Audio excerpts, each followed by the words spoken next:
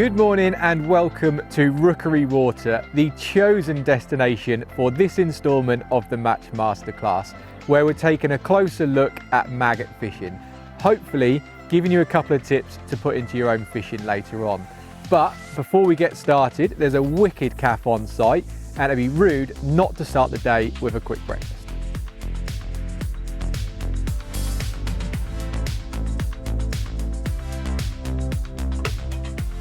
Well, that's breakfast done. Let's get fishing.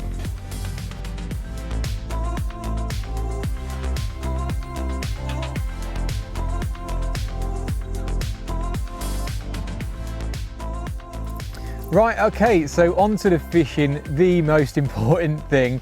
And we've chosen to fish on J Lake. Peg 15 is the destination for today. Quite a few lakes here in the complex. Some have already got matches on. This one is quite nice and quiet during midweek for us, so we've popped on here and there's loads of fish, so hopefully we can show you some good fishing. Now, on to what we were talking about, which is maggot fishing. Now, if you watch a lot of YouTube videos, you'll know there's loads of ways you can fish maggots, but I like to make things as simple as I possibly can. So I've highlighted two very different ways, but probably the most effective ways for me. So we'll start off with the first way, which is fishing through the water. So as it suggests, your bait is going to be fishing all the way from the surface all the way to the bottom, and you need to make sure your rig and the way you feed is set up for that to be the most effective. So we'll start with the rig. Now, first of all, elastic choice is orange slick. Now, this is just purely because it's balanced to the fish that are in here. If you've got small fish or big fish, you're gonna have to sort the elastics out depending what you're fishing for. And the same with the line choice. Today I've gone for 018, but the most important thing about this whole rig is the float and the shotting pattern. So first of all, we'll start off with the float. Because we are trying to get a really nice, slow, natural fall, you need to have a sensitive float, fairly small. So this one is 0.2 of a gram. And the number one rule, it has to have a carbon stem, purely because that lets you keep in contact with the bait at all times. A wire stem, the float will cock itself and it won't be as effective as you want it to be. So remember, you need a carbon stem for this style of fishing. Now, shotting pattern, also very important, because you want to try and make your hook bait as natural as possible, like I mentioned. I personally go for number 11s, so a nice small shot, and I space them out through the entire length of my rig. So depending how deep it is at your particular venue, equally space those shot out, almost from your float to your hook link, and that will create the most natural fall in my opinion. Then we come on to a short hook link and a size 16 hook. So that's the rig in a fair bit of detail. Like I said, I want to keep it as simple as I can without confusing things. So I'm going to go out there now and start fishing and talk to you about the feeding as well, because it's just as important. So double maggot, I'm just going to ship out there. Now the feeding for this particular style is quite aggressive because, like I said, you're trying to intercept fish from anywhere from a few inches all the way down to the bottom. You need to have almost a constant fall of maggots. So either if you're fishing short by hand, or if you're fishing longer like I am today via catapult. So lower my rig in, and then constantly throughout the day, you're gonna see the catapult in my hand, and I'm gonna be firing maggots at my chosen area, which is just in front of a reed bed to the far side. Now this is where the rig really comes into its own. So if those maggots are falling in, to try and get as natural as you can, you need to lay your rig in. Now with a carbon stem float, that float will stay in contact with your bait at all times. So it sits sideways to start with, and you can almost see each individual shot registering on the float until it cocks and sits when you're fishing on the bottom. Now I would give that probably about 20 to 30 seconds fishing at full depth. If you had no bites, oh, there you go, we had one straight away. If you had no bites, well, this one's going mental, I would then redo it. So redo the process. I'd either feed some more maggots by hand or by catapult, or I would lift the rig up and then do that again, so lower it in. So I'm going to concentrate on getting this one in, and hopefully we can show you that process again. But oh, here we go. a little F1. So a good start. I mean, that took 2 catapults worth of maggots, 1 drop of the rig, and we are in. So if I unhook him, and we'll give you a quick look at him. There we go, angry little chap, but a good sign that the rig's working and we could be in for a good day's fishing. So let's get him slipped back in the net. There we go, safely away. And we are going to repeat that process. So double maggot again. But before I ship out, what you'll notice I'm going to do is, because I want to keep bait falling through the water, I'm going to bait up, and then I'm just going to put a pouch full of maggots. Not pouch full, probably that's too many. I would say probably 15 to 20 maggots just on top of where I'm fishing. So they're now already falling through that water column, and hopefully we can ship straight onto there. And our hook bait, with the float choice I've mentioned and the shotting pattern I've mentioned, we're going to create as natural as we can to imitate those. So lay the rig in. It's going to sit nice and sideways all the way through until it cocks nicely, and then you are obviously fishing the bottom. Now, because your float does that, because it sits sideways, any sort of dinks or jinks halfway through, you're going to see that because you're in connection with it. And also, obviously, you'd be striking at those as well. So it's a really effective way of fishing when you're trying to, or when you're creating the feeding pattern that you are, of maggots going constantly through your swim. So I'm going to see if I can fish away now, try and get some action going, try and get a few fish feeding in the area. Like I said, it didn't take particularly very long for the first fish, and there, again, all the while you need these maggots falling through, 10, 20 maggots at a time, constantly keep that swim nice and active. Well, there we go, that didn't take too long. It's a little bit windy actually, so it's making the presentation feeding slightly more difficult, but that is one good thing about fishing through the water. You don't have to be on an absolute dinner plate. Now, obviously, the more accurate you are, the better it's going to be. But naturally, when feeding maggots, you know, you are going to have certain scenarios where some of them don't go exactly where you want them to go. It is worth, if you can, if you're used to it, just trapping your top kit in between legs and putting some maggots out, thinking about that next fish already. But interestingly, the 2 bites that we've had, and a missed bite as well, both come about 5 seconds after the rig has fully settled. And I think my thought process behind it is because it looks so natural as it falls down that last little bit, it's making their attention to your hook bait and they're grabbing it just as it settles. So if you get it right in a nice presentation, they certainly do grab hold of it. I'm going to concentrate on getting this one in now, and hopefully we're going to have one a little bit bigger to show you this time. There we go, that one is a bit bigger. Hard fighting fish as well.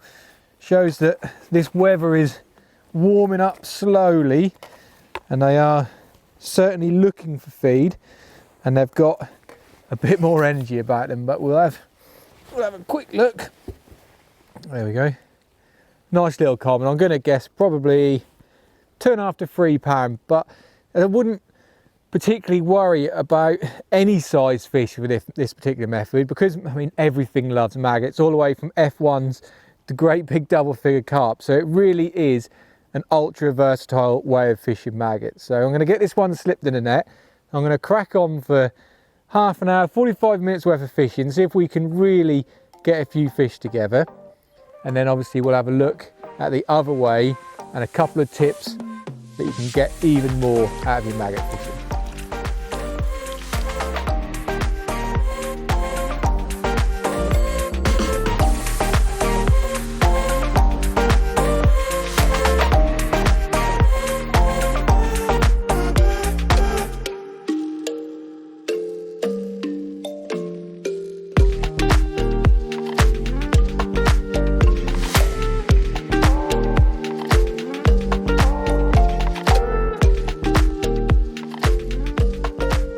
Well, there we go, into another fish, and it has been an extremely eventful 30 minutes. We had a real good half an hour of fishing, and then in true British weather, we had a horrendous weather cloud come above us. We had some thunder and lightning, so we had to hibernate and quickly get in the van. It started to rain, but it has passed now, and we've gone straight back out and have another fish. So I'm going to get this one in, and then we'll probably talk to you about the other style of maggot fishing that I mentioned earlier. Just because although the rain and that has stopped, it's still fairly windy, and it's quite a long way over the far side to fish like that. So a change is in order.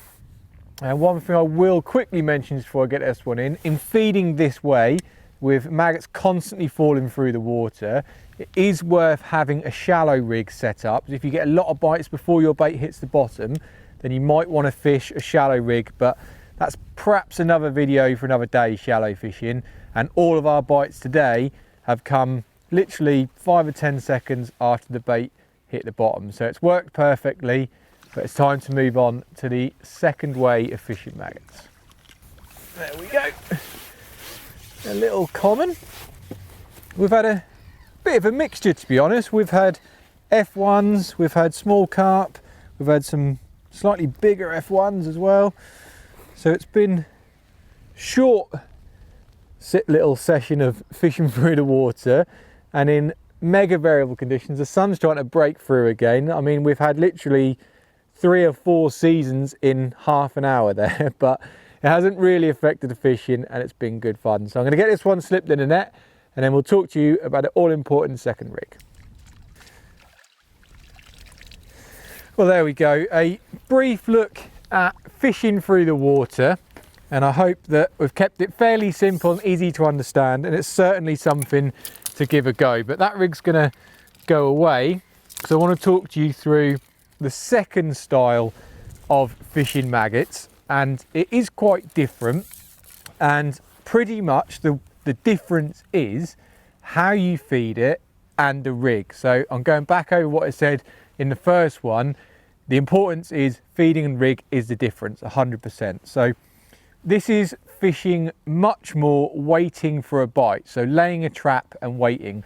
Whether you choose to put a big pot in and fish over it, or what I'm going to do, put it in a toss pot but just feed for one bite at a time, that's the difference in the style of fishing. So no bait falling through the water. But the rig wise, we'll start with the elastic. So same again, of the same line, same elastic as the last rig, and the difference comes with the float and the shotting pattern. So slightly heavier float, but it doesn't have to be heavier, but the difference, and the big difference, is this is a wire stem. So where I said before the wire stem wasn't ideal because you want to watch bites that's going all the way through and be really sort of fine and neat, with this I want it to be stable and I want to get my bait down quickly. And that is why a bigger wire stem float is going to help me massively achieve that. So that's that. And then the shotting pattern is different again. So slightly bigger shot, number 9s this time, and they're all spaced out evenly, but in the bottom third of my rig. So it's like I said, this is a lay your trap, be positive and wait for a bite. So this is going to get my bait down quick to where I want it to be and allow me to anchor it and stabilize it in one position. Same hook link and same hook, and like I said, same bait as well. So we're going to bait up now to double red maggot, and I will mention, for anyone you may have seen, the eagle-eyed viewers out there, there's a few pellets on my side tray as well. Now I am keen when doing this is to sometimes fill my pot up with a few maggots. So this is where I'm saying your one trap is what you're setting, and I don't mind putting a little pinch of micros in there as well, just because I think they sit on the bottom nicely, they get down there, and all fish love micro pellets, especially when they're dampened up. So now we're going to ship out to where we're fishing. Now I've come slightly away from the far side, it's a section shorter just because, like I said, the wind was getting quite hard to hold it, and I'm just going to put all of my bait in one go. So I'm going to tap that pot out, and then I'm going to lower my rig on top of that, and this is where that nice bulk shot pattern towards the bottom end of your rig. You can see it hammers that rig down.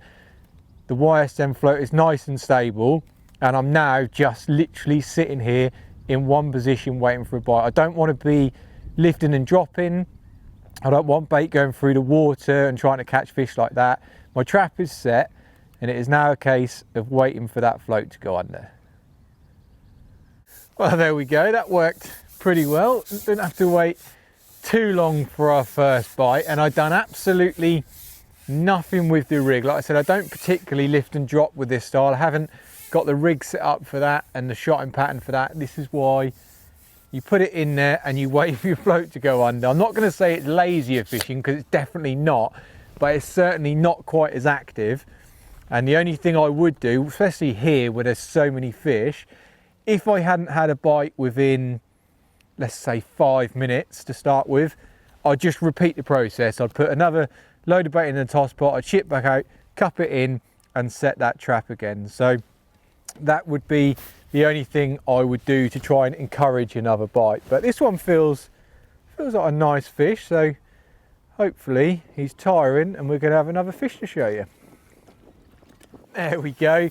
That's a lot better. He's a lot bigger fish, and not necessarily because we changed methods, but in my head, one of the things, or one of the reasons why I add those micro pellets in, is because sometimes I feel they do just generate the chance of a bigger fish. Now obviously bigger fish love maggots, but you know, sometimes I feel pellets have got that little bit of an edge to attracting slightly better fish. So he is mega. That's a proper fish. You wouldn't need too many of those in a match situation to put a really good weight together. Nice looking fish. He's almost got a bit of like ghosty koi colours to him, so a little bit different, and certainly one that's well worth catching. So what I'll do is I will get this one slipped back, and then we're going to get back out there and repeat that exact same process. Well, there we go. A few more of those would definitely be welcome, but all I'm going to do now is literally repeat that process. So double red maggot's going to go on. I don't know why I like that. I think it's from fishing as a kid. I used to always fish double red maggot, and that's just stayed with me. But experiment with double or single maggot, or even more if you feel like it's going to make a difference for you. And then fill in the toss pot up. Now at the moment, this time of year, I choose to use the matrix toss pot in the medium size, because I feel that holds just enough bait to get me a bite. So fill it up with maggots almost to the brim, and a few micros goes on top of that. And we're going to ship that out now to the spot. Now it is worth mentioning while I'm sending this out there that earlier I said you can't be ridiculously accurate when you're spraying maggots with a catapult or by hand and you're fishing through the water. But on the flip side of that, when you're fishing like this, I genuinely do believe the people who do it the most accurately catch the most fish. So take time with your plumbing up, make sure that you're really happy that you're fishing where you want to be. Pick a far bank marker.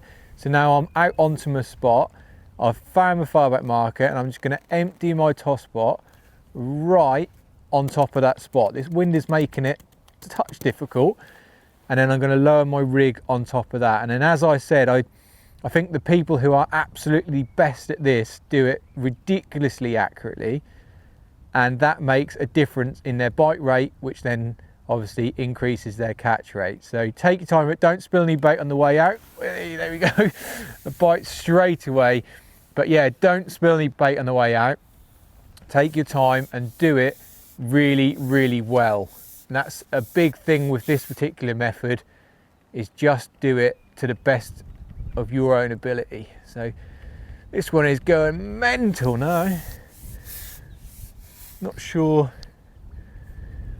how big it's going to be, but that bite literally took, I don't know, well, I'd be surprised if the maggots had hit the bottom. He's probably still having a feed around on the last toss spot we put in for the first fish, but that bait will definitely be getting there. And you sort of build up a swim, I guess. The more times you go out, and again, being on that spot is so important. and the more times you go out, the better your swim gets and the more competition you get for bait. So let's see what we've got here, and we're going to have another Rookery carp to show you. There we go, and another nice fish actually. That's 2 fish in this line, and they've both been slightly bigger, but that could well be the fact that it's probably about a foot deeper. You tend to find, certainly until you get really sort of summer conditions, that depth is a big part to the size of the fish you're catching. So maybe just because it is cold, this wind is really cold for me, and it'll be making an effect on the temperature of the water for sure. Maybe they are just a bit more comfortable feeding in slightly deeper water. But there you go, another wicked little carp. And yeah, it's not taking us long to put a few bites together, is it? So we'll get this one slipped back, and just like we did earlier, I'm going to get my head down and see if I can put a few fish together.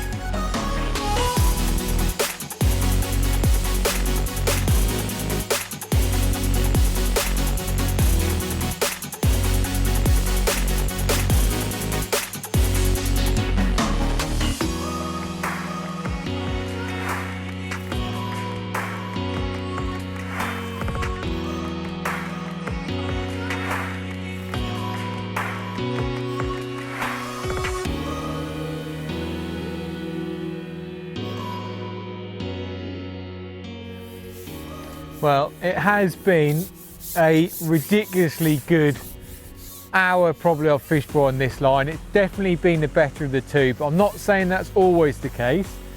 And that's why whenever I go maggot fishing, I always fish, I'll have 2 separate lines and styles of fishing out, because you never know on the day which one's going to be best. But I'm going to quickly whip this one in, and then I've got one more tip to show you that hopefully will put more fish on the bank when it comes to maggot fishing. And I've only done it myself in the last couple of years, and it's definitely made a difference. So we'll whip this one in like I said, and then we'll show you that. There we go. He is tiny little carp, to be honest with you. I thought he was a F1, but no, a little tiny mirror. Angry with his fin up. It's not happy that we interrupted his day, but nice little fish for the cameras. So slip what's on the net, and we'll show you that last little tip.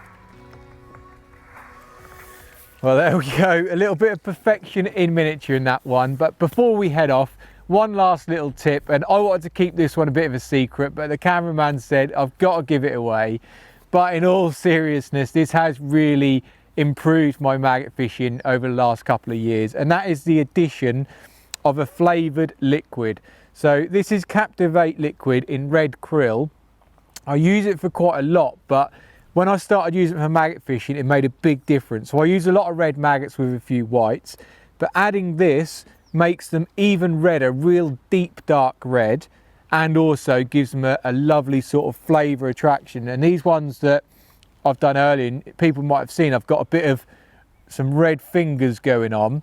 So if I throw these down in the edge, they make a real sort of cloud comes off them of all that extra flavour. So you do have to be careful when you're adding liquid to maggots, because if you add too much liquid, it does make them float.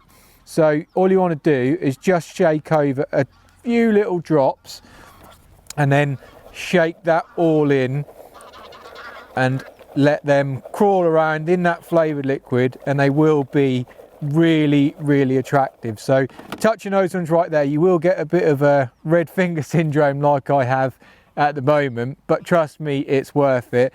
And after sort of 5 minutes of them soaking away in there, that does stop coming off as bad, and you can get away with it a bit more. So I can't resist one last cast on the flavoured maggots to finish with, and one more fish to end on. So I'm going to get this out there now, and we will get one more carp for the captain.